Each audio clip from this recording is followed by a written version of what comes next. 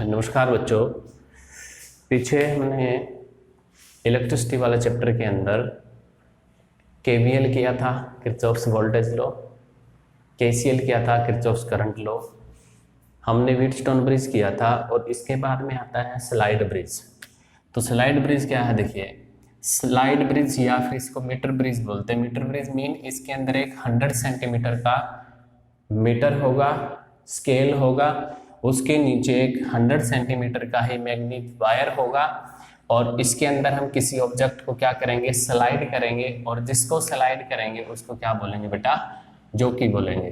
क्या बोलेंगे उसको, जोकी। तो होता क्या है, देखिए इसका प्रिंसिपल क्या होता है बेटा, it is based on KVL और आप लिख सकते हो व्हीटस्टोन ब्रिज आप लिख सकते हो, इसके ऊपर ये बेस्ड होता है। तो इसके डायग्राम के बारे में देखेंगे, इसकी कंस्ट्रक्शन और डायग्राम के बारे में, डायग्राम और कंस्ट्रक्शन हम इसका देखेंगे। तो इसमें क्या होता है, डायग्राम में देखिए एक ऐसे स्केल होता है, ठीक है, और ये होता है 100 सेंटीमीटर का, ऐसा एक स्केल होगा, 100 सेंटीमीटर का एक स्केल।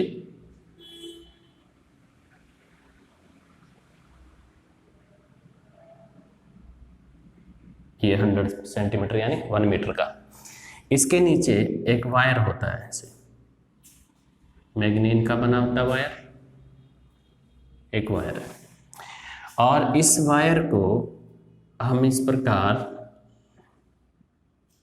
एक लकड़ी का बना हुआ वुडन बॉक्स बोल देते हैं, जिसको लकड़ी के बने हुए सांचे के अंदर ऐसे फिक्स किया होता है यहाँ से, ठीक है ना। इसको हम टर्मिनल ए मान लेंगे, ये वुड का बना हुआ है और यहाँ पर एक वुड का बना हुआ और बॉक्स टाइप होता है यहाँ, ये यहाँ पे ऐसे जुड़ा हुआ है, इसको हम बी टर्मिनल मान लेंगे। और क्या होता है, ये ऐसे मोड़ दिया जाता है और यहाँ से ये भी ऐसे इसको मोड़ दिया जाता है वुडन बॉक्स को। बीच में क्या होता है, इसके एक बॉक्स और लगा होता है, ये भी वुड का लगा हुआ है, ये भी वुड का है, और इसमें फिर यहाँ पर और यहाँ पर एक रेजिस्टेंस लगा होता है, जिसको आर रेजिस्टेंस बोलते हैं। इनके बीच में एक रेजिस्टेंस लगा दिया हमने आर। यहाँ पर एक रेजिस्टेंस बॉक्स लगा होता है, इसको हमने मान लिया एस रेजिस्टेंस बॉक्स। इसमें से हमें इस रेजिस्टेंस की वैल्यू नोन है, नोन का मतलब हमें पता है इस रेजिस्टेंस की वैल्यू, ठीक है, और इस S की वैल्यू हमें निकालनी है, ये हमें पता नहीं है। तो क्या करेंगे, देखिए अब ये जो होता है ना, ये टर्मिनल है, जैसे ये टर्मिनल, तो इस लकड़ी के ऊपर क्या लगा होता है, ये जो वुडन बॉक्स बताया ना आपको, इसके ऊपर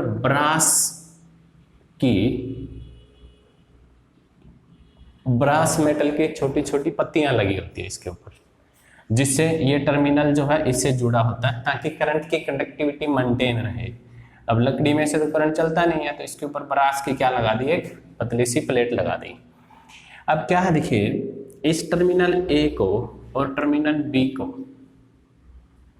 हम इन टर्मिनल ए और बी के बीच में क्या करते हैं, एक बैटरी कनेक्ट करवा देते हैं ऐसे, ये ऐसे रियोस्टेट लगा के ना, यहाँ रियोस्टेट मीन ये रेजिस्टेंस को बढ़ाता है घटाता है, ऐसे हमने एक रियोस्टेट लगा दिया यहाँ, और यहाँ पे क्या लगा दिया, एक बैटरी लगा दी। यहाँ पे आप अपनी इच्छा अनुसार स्विच भी लगा सकते हो और यहाँ पे कनेक्ट करवा दिया, ठीक है ना। अब हमने क्या किया, ये जो बीच में ये वाला जो पार्ट था, यहाँ से एक टर्मिनल और बाहर निकाला और इस टर्मिनल के साथ हमने एक गैल्वेनोमीटर लगा दिया G, और उस गैल्वेनोमीटर के आगे एक लगा दी जोकी, इस टाइप से जोकी बोलते हैं इसको, ये लगा दे। तो इसमें देखिए डायग्राम में क्या है, ये तो बैटरी है जो बाहर से हमने लगाई थी ये वाली, ये स्विच है, ये रियोस्टेट है, ठीक है ना। ये आपके पास आर रेजिस्टेंस है नॉन, ये वाला रेजिस्टेंस अननोन रेजिस्टेंस है, ये इसकी वैल्यू आपको पता नहीं है, बॉक्स बोल देते हैं इसको। ये वाला गैल्वेनोमीटर है, ये वाला क्या है, गैल्वेनोमीटर। ये वाली जो है इसको जोकी बोलते हैं, क्या बोलते हैं इसको, जोकी, ये वाली जोकी है। तो अब क्या होगा देखिए, ये इसका जो डायग्राम था, कंस्ट्रक्शन थी वो थी, अब इसमें आराम से लिख सकते हो। अब इसके बाद आता है इसकी वर्किंग, ये वर्किंग कैसे करता है देखिए, वर्किंग बोल देते हैं इसको या फिर इसको थ्योरी बोल देते हैं। वर्किंग और थ्योरी कैसे होगी देखिए।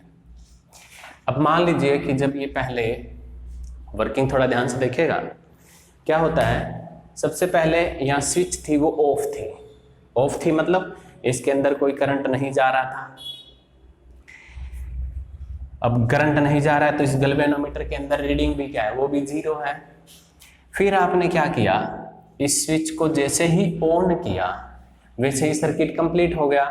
कंप्लीट हो गया तो यहाँ से क्या चला, करंट चला, ये आई करंट आया, यहाँ टर्मिनल ए पे पहुंचा आई करंट। अब टर्मिनल ए से आई करंट क्या हुआ, डिवाइड हो गया, किसमें, एक तो कुछ करंट किधर चला, ये जो ब्रास का बना हुआ प्लेट है इससे इस रेजिस्टेंस की तरफ चला, और एक यहाँ से इस तरफ चला। अब यहाँ जो करंट चला था वो इसमें से ऐसे होते हुए जोकी में से क्या करेगा, यहाँ से वापस आएगा गैल्वेनोमीटर में से, और यहाँ जो करंट गया है वो यहाँ इधर आएगा ऐसे।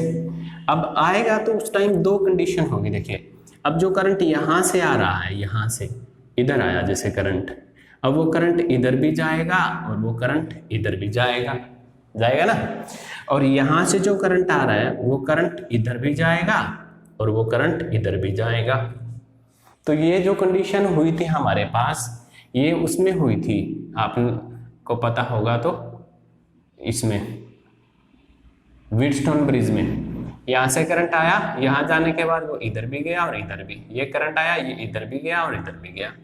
तो ये बीच में किसका काम करता है, ये बीच में ब्रिज का काम करता है। ये जो हमने जोकी और गैल्वेनोमीटर लगाया है, बीच में किसका काम करता है, ब्रिज का। अब ये गैल्वेनोमीटर के अंदर डिफ्लेक्शन आना स्टार्ट हो जाएगा, फिर जो एक बार करंट इधर से आया, डिफ्लेक्शन स्टार्ट हो गई, बाद में बाकी करंट जो होगा वो इसमें से होता हुआ यहाँ निकल जाएगा, और यहाँ से जो करंट आया था वो सीधा यहाँ निकल जाएगा, दोनों करंट यहाँ से मिल जाएंगे और आई करंट क्या होगा, वापस निकल जाएगा। समझ में आई होगी वर्किंग। अब क्या होगा, स्टार्टिंग में से तो वो करंट इसमें से इधर आया, ठीक है। ये जो कि आप मान लीजिए कि जब हमने इसको कनेक्ट किया था ना, ये जो कि यहाँ पे थी, करंट चल रहा था इसमें, ऊपर से करंट ऐसे नीचे की तरफ आ रहा था। फिर हमने क्या किया, इस जोकी को धीरे धीरे स्लाइड किया है ऐसे इसके ऊपर। अब जोकी को स्लाइड करेंगे, यहाँ से देखिए लेंथ बढ़ेगा, रेजिस्टेंस बढ़ेगा, लेंथ घटेगा, रेजिस्टेंस घटेगा। तो यहाँ पर जब जैसे ही हम इस जोकी को इसके ऊपर स्लाइड करेंगे तो एक पॉइंट ऐसा आएगा जहां पर गैल्वेनोमीटर की जो रीडिंग होगी वो रीडिंग कितनी हो जाएगी, वो रीडिंग 0 हो जाएगी। जैसा अब व्हीटस्टोन ब्रिज के अंदर तो क्या था, ये दोनों बराबर थे, ये दोनों, तो उसमें हमें स्लाइड करने की जरूरत नहीं हुई। इसमें क्या है, यहाँ पर है ये, तो यहाँ तो लेंथ कम है और यहाँ लेंथ क्या है, ज्यादा है, तो इसको हमें क्या करना पड़ेगा, स्लाइड करना पड़ेगा। स्लाइड जब हम करेंगे तो एक पॉइंट, मान लीजिए कि यहाँ पर एक पॉइंट आया और यहाँ पर इस गैल्वेनोमीटर ने रीडिंग करना क्या कर दिया, बंद कर दिया, शो करना। अब रीडिंग जब करना, शो करना बंद कर देता है उसको नल पॉइंट बोलते हैं। कौन सा पॉइंट बोलते हैं उसको, नल पॉइंट। समझ में नहीं आया तो वीडियो को एक बार दोबारा देख लीजिए, नल पॉइंट बोलते हैं इसको। जैसे ही ये नल पॉइंट हो जाएगा, यहाँ इसके अंदर करंट की वैल्यू कितनी हो जाएगी, IG = 0 हो गई। अब जैसे ही 0 होगी, ये पूरा जो है ये कितना है, ये 100 सेंटीमीटर का है, तो यहाँ पर हमने 0 मानी थी, यहाँ से लेकर यहाँ तक का डिस्टेंस आप मान लीजिए L है, यहाँ से यहाँ तक का डिस्टेंस कितना है L। तो बाकी कितना डिस्टेंस बच जाएगा, बाकी बच टोटल 100 है तो 100 माइनस एल बच जाएगा। अब रेजिस्टेंस डायरेक्टली प्रोपोर्शनल होता है किसके, लेंथ के, तो यहाँ पर आपको लेंथ दे रखी है, इसका रेजिस्टेंस P मान लीजिए, किसके डायरेक्टली प्रोपोर्शनल है, L के। यहाँ वाला रेजिस्टेंस, इसकी लेंथ इतनी है, यहाँ directly proportional to 100 minus L के, ये मान लीजिए। तो इसमें क्या होगा फिर देखिए, हम अप्लाई कर देंगे, अप्लाई इक्वेशन, जो इक्वेशन थी हमारी P by Q is equal to R by S.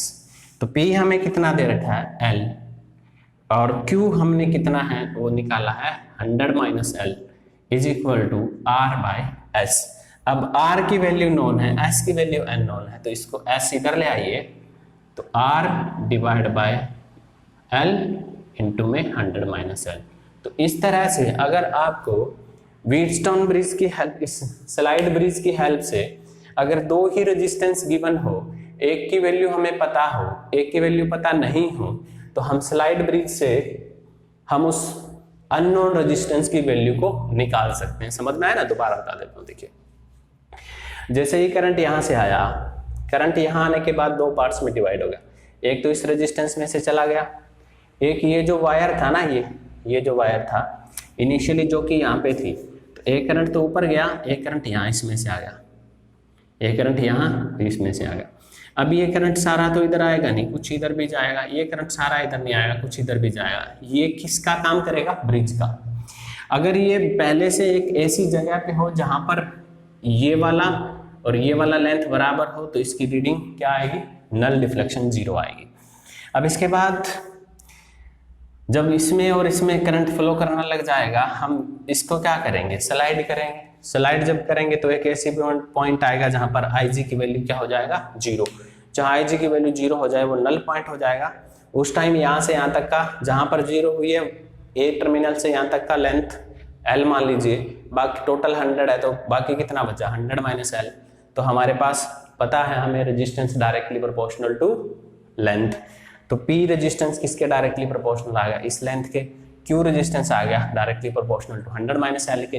तो P और Q आपको पता है, इक्वेशन लगा देंगे, P by Q R by S. P कितना L, ये कितना 100 minus L is equal to R by S. S आ जाएगा R 100 minus L by L.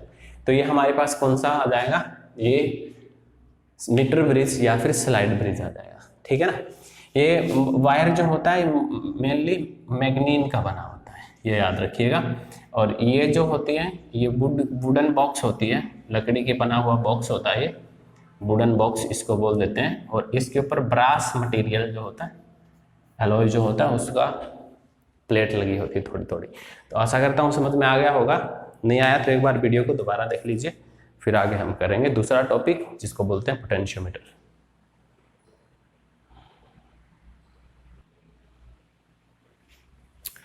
तो बेटा आगे वाला जो टॉपिक हमारा पोटेंशियोमीटर है, पोटेंशियोमीटर क्या होता है, it is a device used to measure potential difference, used to measure potential difference. तो इसका बेटा प्रिंसिपल जो होता है वो पूछ लिया जाता है हर बार, वही मोस्ट इंपॉर्टेंट है। प्रिंसिपल क्या होता है इसका, प्रिंसिपल देखिए, हमने ओम्स का लॉ किया था, according to Ohm's law V is equal to I into में R किया था हमने, V is equal to I into में R। और R जो किया था, R किसके डायरेक्टली प्रोपोर्शनल था, L बाय ए। जब हटा था तो यहाँ पे रो लगा था कांस्टेंट L बाय ए, तो R की जगह हम क्या पुट कर दें, I rho L by a, I L A और रो। क्या आया, यहाँ से अगर हम इनको कांस्टेंट मान लेते हैं, I रो और A को, तो V किसके डायरेक्टली प्रोपोर्शनल हो जाती है, लेंथ, लेंथ के डायरेक्टली प्रोपोर्शनल। पोटेंशियल किसके डायरेक्टली प्रोपोर्शनल, लेंथ के प्रोपोर्शनल। तो यहां से प्रिंसिपल कैसे लिखेंगे, देखिए प्रिंसिपल हम लिखेंगे the potential drop across any portion of wire is directly proportional to length of that portion of wire। यानी पोटेंशियल डिफरेंस जो होता है, अगर हमें बोल दिया जाए, देखिए कि आपके पास एक वायर का टर्मिनल ये है और एक टर्मिनल ये है, दो टर्मिनल है, और आपको बोला जाए कि आप इनके बीच में पोटेंशियल का ड्रॉप बताइए कितना है, तो according to principle of potentiometer length of this wire is the potential difference. तो लेंथ होगी वही किसके बराबर होगी, पोटेंशियल डिफरेंस के बराबर होगी। यही क्या इसका प्रिंसिपल क्या होगा, the potential drop across any portion of a wire, किसी भी पोर्शन के अलोंग अगर पोटेंशियल का ड्रॉप होता है, इज डायरेक्टली प्रोपोर्शनल, वो किसके डायरेक्टली प्रोपोर्शनल होता है, length of that portion of wire, उस पोर्शन की लेंथ कितनी है उसके डायरेक्टली प्रोपोर्शनल होता है। ये इसका प्रिंसिपल था। आगे है बेटा इसका डायग्राम, मोस्टली यही पूछा जाता है, डायग्राम और कंस्ट्रक्शन क्या है इसकी, डायग्राम और कंस्ट्रक्शन। देखिए क्या होगा, इसमें भी ऐसे एक वुडन बॉक्स लगा होता है, लकड़ी का बॉक्स, ठीक है। अब यहां से एक वायर ऐसे क्रॉस करता है, फिर यहाँ पर फिर एक बॉक्स लगा होता है, वुडन बॉक्स लगा होता है ऐसे, यहाँ से फिर एक वायर इस साइड में आता है, यहाँ पर फिर से एक बॉक्स लगा होता है ऐसे,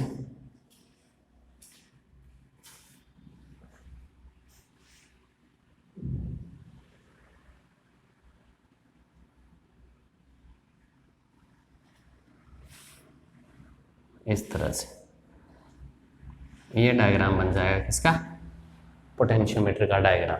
अब क्या होगा देखिए, इसमें भी एक ना ऐसे स्केल लगा होता है, यहाँ पे एक स्केल यहाँ पे लगा होता है ऐसे,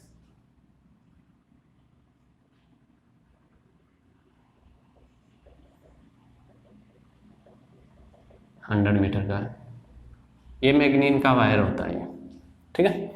तो इसमें यहाँ पर एक रियोस्टेट लगा होता है ऐसे,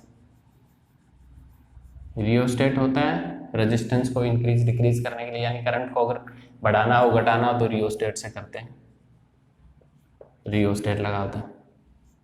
यहाँ पे फिर एक बैटरी लगी होती है,